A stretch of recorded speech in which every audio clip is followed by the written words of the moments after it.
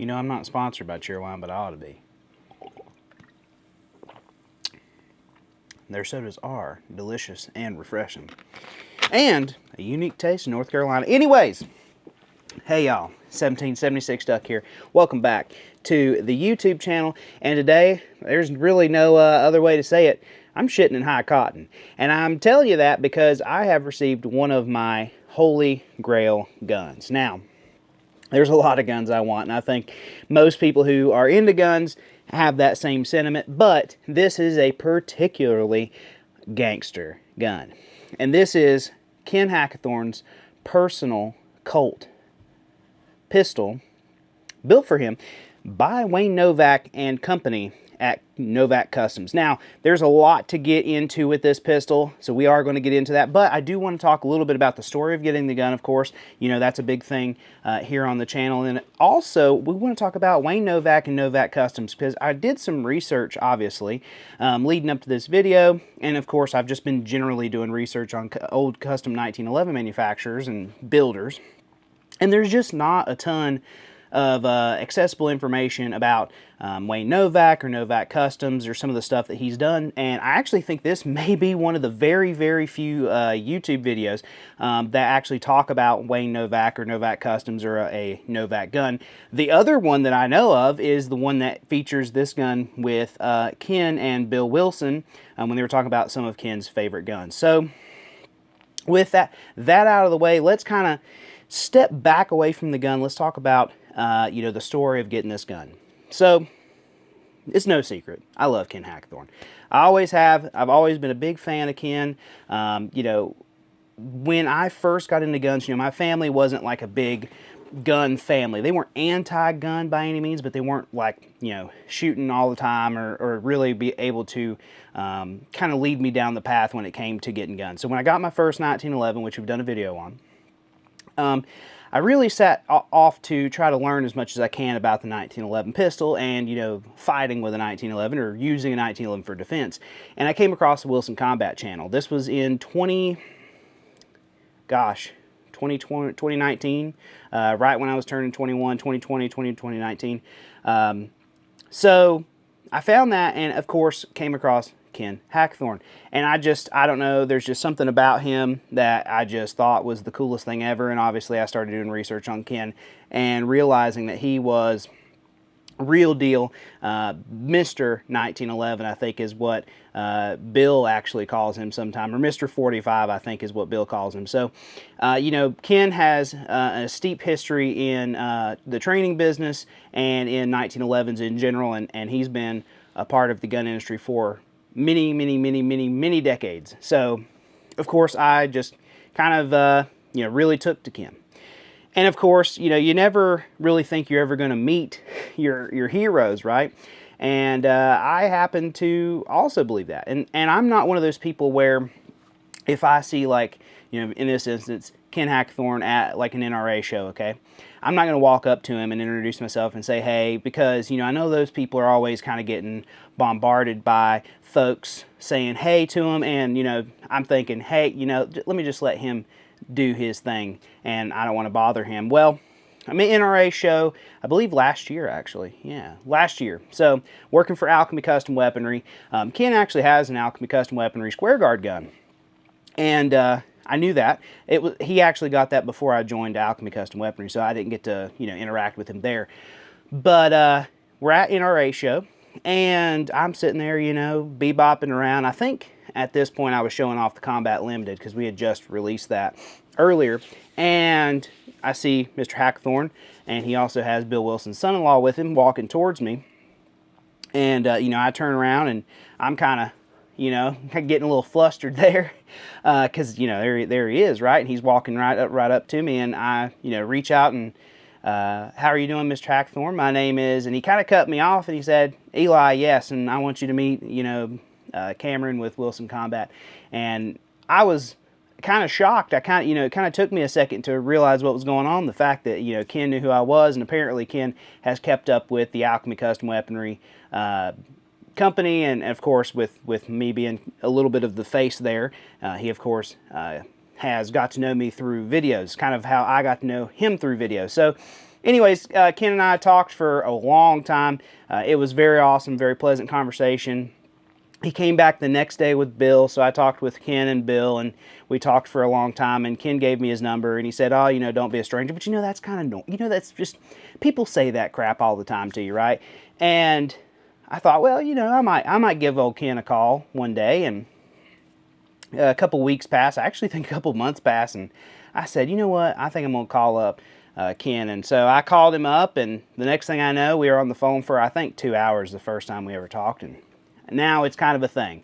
So every couple weeks I call Ken, set aside a few hours, and I call Ken, and we chit-chat like a bunch of old women, I think. But it is the highlight of my week whenever I do get on the phone with Ken. And so, when it comes to buying this particular pistol, and we'll get into the pistol, but when it comes to this pistol, it quickly became, oh man, I'm buying my hero Ken Hackathorn's gun, to, oh man, I'm buying my friend Ken Hackathorn's gun. And I don't know, man, that actually, I think, hits a little harder, when it's someone you actually genuinely care about, not just because he's somebody, but because he is your friend. So, if Ken's watching this, I don't know if he watches these, but if he's, if you're watching this, Ken, thank you so much for allowing me to be the next steward of your pistol, and I enjoy our phone calls, and I'll probably give you a holler in the next couple of days.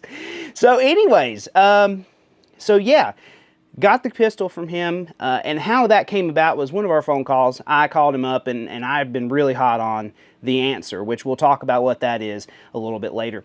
And I've been like, hey, Ken, I really, really want one of these Answer pistols, and I've been talking to Novak about getting one built, but I don't know.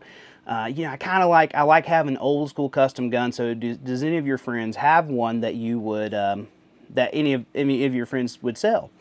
And he goes, well, I've got one, which I did see when he had that video with Bill Wilson, and they did Ken's favorite guns. He had this gun right here on that video, and and he goes, well, I've got this gun, and I'll never sell it. People try to buy it all the time. I get offered crazy money for it. It's my favorite 45, blah, blah, I'll never sell it. He goes, you know what, but I'll send it down to you, and you can shoot it for a little bit, and, tell me what you think, and you can send it back. And I go, oh, heck yeah, that sounds great. And, we kind of were going back and forth. We changed the conversation changes all the time when we talk. So we're talking, we kind of move on, and an hour or so later, he comes back, and I don't know how we got back on the subject, and the next thing I know, he's said, hey, what do you think about buying my pistol, my Answer, Novak? And I said to him, well, Ken, I thought you didn't want to sell it. And he explained to me that, he didn't have to sell it, but, if I really wanted it, he would, he definitely would be interested in letting me have it. And we talked it out, and I was giddy from the minute he even suggested that. And so, of course, when the time came, we kind of came up with a number that was, extremely fair. And here it is. I sent him a check, and I've just been really looking at this gun. I start to lose my train of thought. I'm not going to lie to you, because this is probably one of my favorite guns I own. It's just, there's so much history in it, and obviously, getting the provenance of it as well. I'm just absolutely in love. So, with that, you kind of now how I got the gun. Some people thought I bought it like Kim was selling off all of his guns, which he has sold a lot of guns, but he's not selling off like mass quantities of guns right now. And then the other thing, people thought I was cloning Ken's gun for some reason, because that's a thing. That's not. This is his gun, so there's no need to think about that. So with that being out of the way, now you know how I got this gun. Let's get into the history of Wayne Novak a little bit. Now I am going to be referring to my computer here. Please bear with me. I don't like not being able to kind of talk to you, but there is a lot, and as I mentioned before, there's not a lot of information on Wayne on YouTube and on the internet. And so I actually reached back out to Ken, and Ken hooked me up with some information, because he was, when you live it, that's one thing. So it seems like a lot of the old custom 1911 guys, things weren't written down, things weren't recorded the way that we do today. And so my goal is to try to get as much information as I can and pass that on to the next generation. You know, like very few people my age, which, excuse me, is 25 years old at the time of this recording. So very few 25-year-olds know what a Novak answer is, and you know, that's just a damn shame. So we're going to fix that and try to introduce people to this awesome gun. And of course, Wayne Novak, who's a legendary gunsmith among 1911 connoisseurs, but you just don't hear much about him anymore. So let's get right into it. So Wayne Novak, he graduated from the Colorado School of Trades gunsmithing program. I don't have a date for that, not that it really matters, but he was originally from Chicago. He moved to Parkersburg, West Virginia to work with Ed Drake in his gunsmithing shop. He was very interested in shotguns. However, custom 1911 work was in high demand by the late 70s. And I think we know, I think most people who are interested in custom 1911s know that's kind of the point when, the bowling over point, if you will.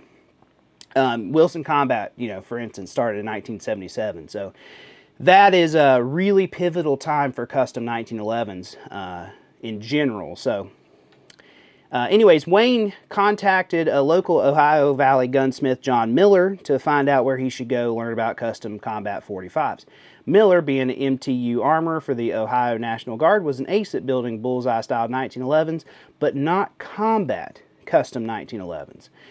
He suggested Wayne reach out to Armand Swenson in Southern California. So Armand Swenson, for those who don't know, and trust me, as soon as I get a frickin' Armand Swenson gun, y'all will know, and we'll do a video on it. But Armand, of course, is one of the fathers of custom 1911s, if you will. And he did so much for the early custom combat 1911. We'll have to, there's some really cool stuff that he's done, and I've been, like, you know, making notes of, and we'll have to talk about that at a later note. But all you need to know for right now is he's kind of like one of the it guys in the custom 1911 world. So Wayne went to work for Swenson in Southern California, like I mentioned, and Armand, or Swenson, you know, however you want to say it, Armand knew that Wayne was eventually going to go out on his own. Like, he wasn't going to stay and work for Wayne, or excuse me, work for Armand. So Swenson didn't actually show him how to, like, accurize or hard fit 1911s. He showed him pretty much everything else, but he wouldn't show him, like, the real, you know, saucy part of a custom combat 1911, which is obviously in the barrel fit. So once Wayne kind of got, you know, all of that taken care of, he got all his toolage under Armand Swenson. He moved back to the Ohio Valley area and started working with Ed Drake. Again, now he was much more, instead of shotguns, he was hot on custom 1911s or custom combat 45s. So Ken Hackathorn actually arranged for Wayne to take the short class on accurizing the 1911 from John Miller, the armorer we spoke about earlier, and this is known as the Miller Short Course. And Wayne also took that along with Steve Nastoff, who is another big name in old school custom 1911s. Another graduate of the short course would be Larry Vickers, which I know a lot of people know. He's everyone's favorite machine gun uncle. Wayne used many of Swenson's touches in his build, which we will kind of touch on when we start talking about the actual gun. It was kind of one of those things. You could see the lineage between Armand Swenson and Wayne Novak when he started building 1911s. Wayne was a big fan of the Browning high power, and he would do many custom high powers as well. That's kind of one of the other things he's kind of known for. He also helped Smith & Wesson with the redesign of the M59, and that led to the, I believe, third series of M39, M59 pistols. So that's pretty cool. So his shop grew past him just being the one-man gunsmith, but he always kind of referred to his shop as a few hillbillies in a garage in West Virginia, which I think is really funny. And so, you know, Wayne is one of the greats of the custom 1911 world. And not only are we going to talk about some of the crazy stuff that he kind of came up with, the sights were a big thing that, you know, Wayne was kind of known for. And I'll be honest with you, the Novak style of sight is one of the most copied styles of sights on handguns today. And so in a time where a lot of your sights were either like, you know, a Smith and Wesson revolver that they cut in there into a 1911, a Bowmar, or, you know, obviously your hump and bump, or even micro sights. These were true early combat sights for custom 1911. So it really revolutionary in that aspect alone, which is why most people know the Novak name for Novak sights. So, but we're going to talk about Novak custom pistols, because to me, that's the cool thing. So one of the coolest things, I think in 1911 history, I'm not going to lie, I really think this, one of the coolest things to ever come out from Wayne Novak is what's called the Answer. So the Answer is a one-piece backstrap here. It essentially replaces your mainspring housing and your grip safety. And this essentially, or not essentially, it definitely takes the place of your grip safety. So there is no grip safety on this gun. It's just a one-piece here. You're good to go. Now, a lot of people, they don't like that, you know. And at the time that this was kind of came out, the era of product liability had reached the gun manufacturing. This is basically, you know, noted by the Series 80 Colt firing pin system. If you're not aware, it's basically a firing pin block that was added to the 1911 design, and I believe 1983. And this also is because of product liability that Colt was facing for 1911s accidentally discharging if dropped. So, because of this, you kind of had to be one of Wayne's very good friends or a very good customer to get an Answer modification. This wasn't something he just kind of like, hey, you're a random person that wants to give me money, you can have it. But good friends and obviously good customers could take that. The Answer came out sometime in the late 80s, I believe. And it was not easy to do. So if you aren't familiar with like a 1911, you know, this piece here, this piece is one piece. And so you have to fit at the top as you would a grip safety, and also at the bottom as you would a mainspring housing. And I'll tell you, like, this is an extremely well done piece of you know, a 1911 part.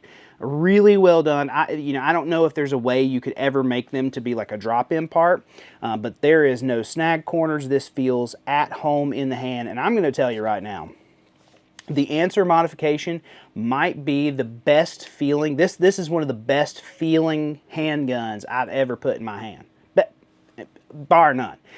It feels really solid. It feels, I mean, the word is almost, it feels more expensive. It feels more right, more solid, because you don't have the grip safety that will obviously move in there. And so I really like the way this feels a lot. And, you know, in the era of, hey, we're not on horseback, which is what the grip safety was originally designed for, cavalry obviously.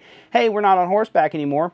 It begs the question, is the grip safety needed on a 1911 anymore? You know, you'll have to let me know in the comments if you think that.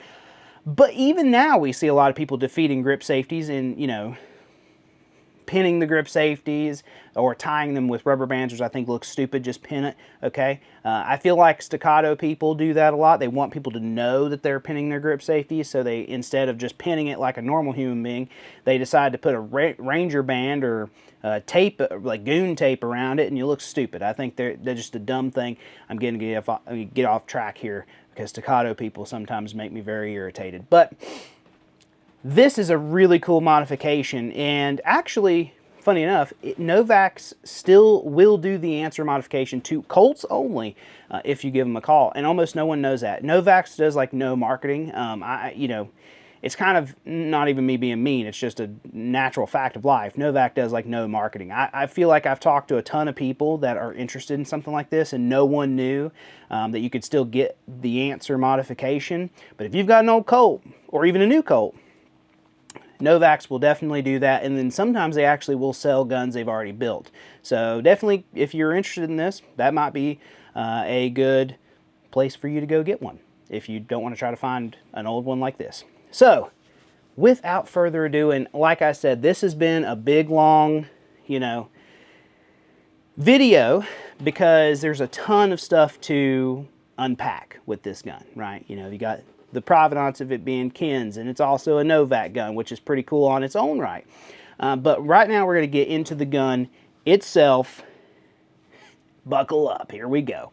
So here it is, the Novak Answer Colt government model, or more properly, Colt's government model, possessive. And it is, I mean, it's gorgeous. It's got like the perfect amount of wear. It's the beautiful color. You can't really tell in this lighting. The slide is actually a little bit on the purple side, along with a couple of small parts, and that's just due to the metal that this gun has, or the slide, excuse me, and some of those small parts are made from. It just turns purple over time. Sometimes you see that on old Colt slides. So here we go. This particular gun was built in the early 90s. Now, Ken couldn't remember exactly if it was like, 1993, but he knew that the gun was built sometime in between 1991 and 1996. That was the window I was given for this, which I know that was a big era or big time frame for Ken, him in his personal and professional life. So, I can imagine why he couldn't remember exactly when a gun was built. The reason that he was interested in this sort of modification was simply because Ken had been pinning his grip safeties on his custom 1911s and non-custom 1911s for years now. One of the Ken's, I believe his first carry gun, which was, I think, don't hold me to this, I think was a 1947 Colt government model. Ken actually pinned the grip safety on that because of the way Ken's hands are shaped. He was having a lot of issue with depressing the grip safety. Now, here is something that the modern 1911 shooter really won't understand. If you take a look at an old Colt 1911, you will notice that there isn't this kind of like bump on the back of the grip safety as you are used to having on modern 1911s. That is called the memory bump. Now, memory bumps essentially give you a little bit more material so that if you don't have your hand all the way cinched down on this gun, it will still push the grip safety in enough to disengage the safety so you can fire. Well, that didn't happen. That wasn't around, in the early, in the 70s, 80s, and 90s. In the late 90s it did come around, but in the early 90s, the 80s, the 70s, the 60s, the 50s, the 40s, the 30s, you didn't have that really. And it certainly wasn't very popular. So it made it difficult sometimes if you were using the gun fast or in action pistol shooting in unconventional positions. You might accidentally disengage the grip safety and thus the gun wouldn't fire. So many folks were pinning their grip safeties to get around this prior to this piece being a thing. This gun started life, well, it's kind of two pieces that started life. So the frame is actually from a 1977 Colt government model. I looked up the serial number to confirm. And what happened was Ken had a buddy who had bought this gun, a Series 70 Colt, because he wanted the top end for his new Para-Ordnance kit. Now at the time, Para-Ordnance was coming out with their first double stack kits in like the early 90s.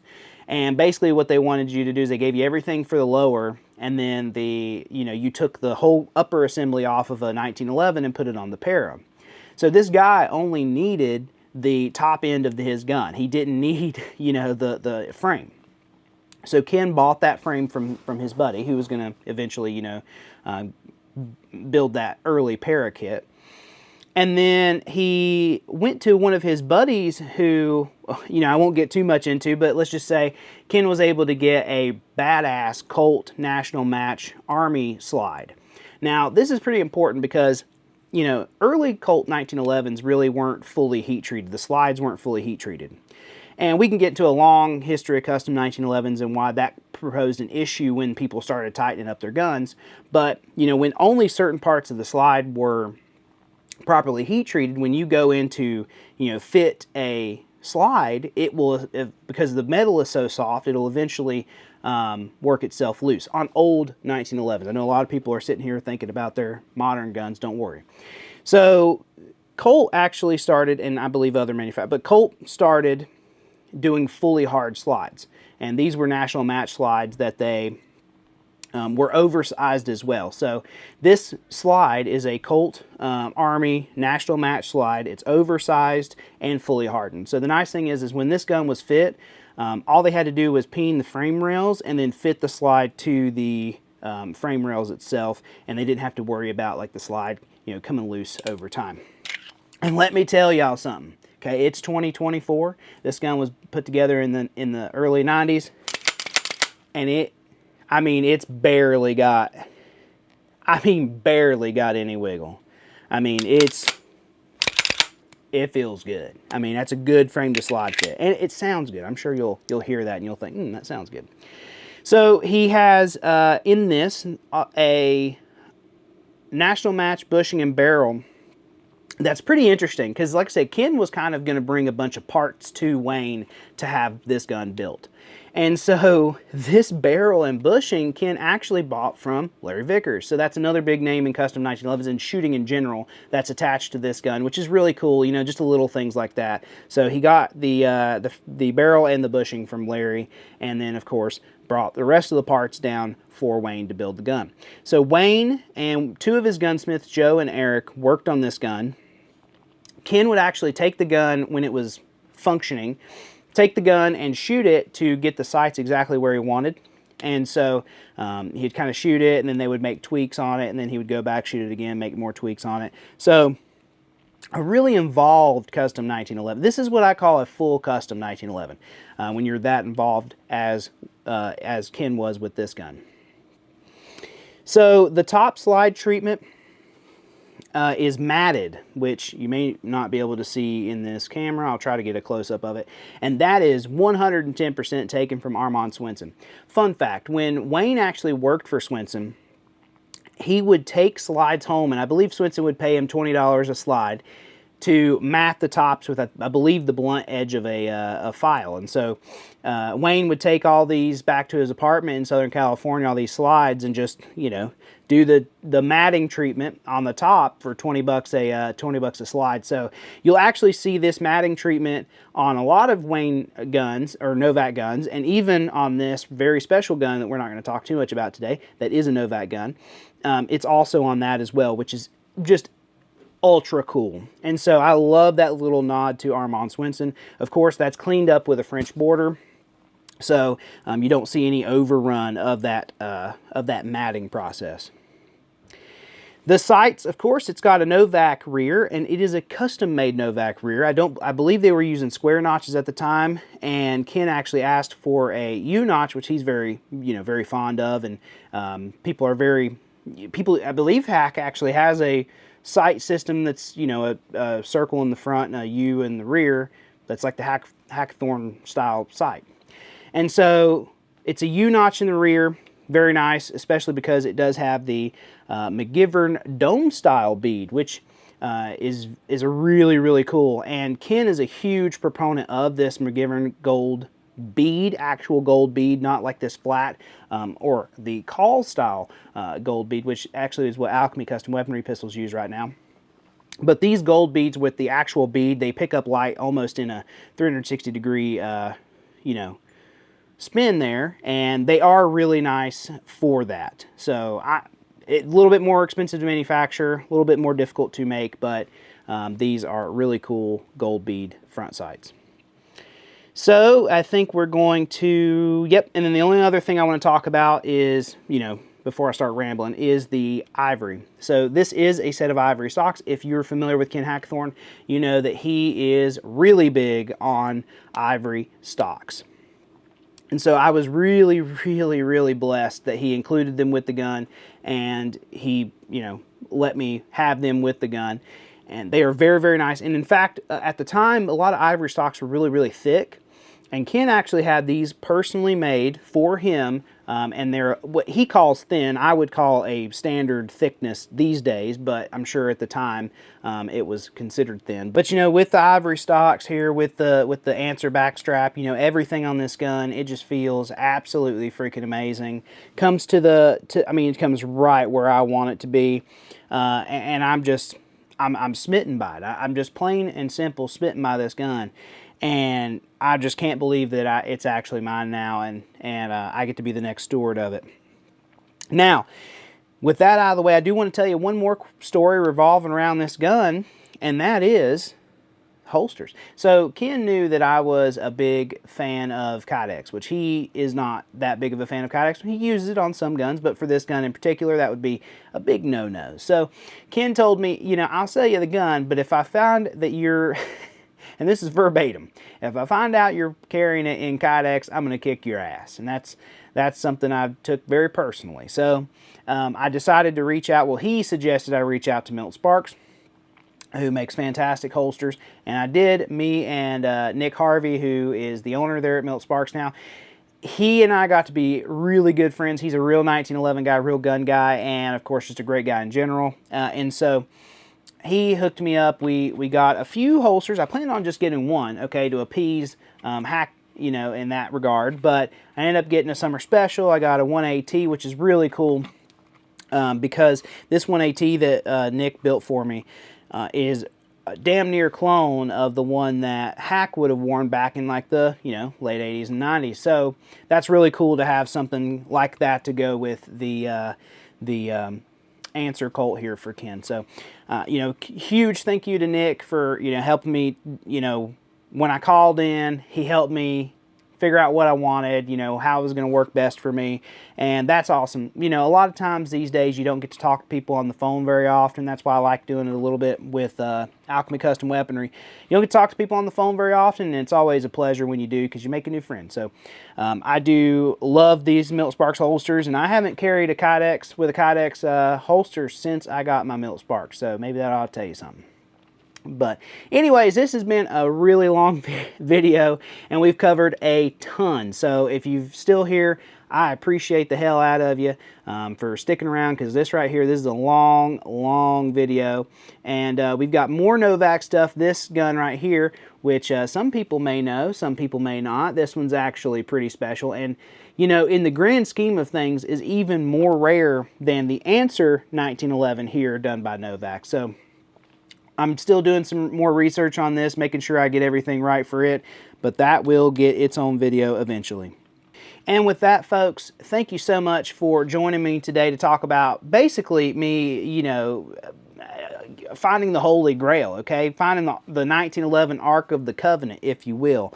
And I'm just so tickled to have this gun. And if you believe that I'm just going to stick it in the safe, you have another thing coming. I'm going to start carrying this gun just as quick as I can.